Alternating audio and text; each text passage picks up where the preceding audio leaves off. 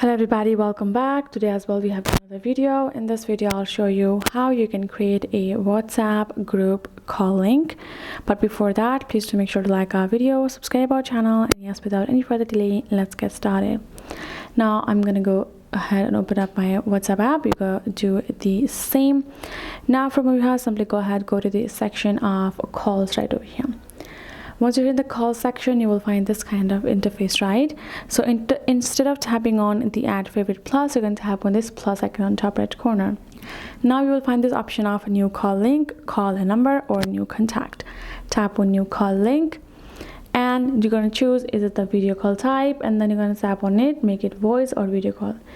Now you can see send link via WhatsApp, copy link, share link. If you go to share link section, you will find plenty of social media platforms. Tap on more to get more options. You can tap on it and directly send them to the social media platforms. And you can see send a link via WhatsApp. If you do that, then you will be able to send the link on your WhatsApp likewise to anyone. Otherwise, you can simply choose to copy the link, and you can go to any social media platform or to your message and simply paste the link, and you will be able to send them. And that is basically how it works. So hope this video helped. Thank you so much for watching. I will see you guys in our next video.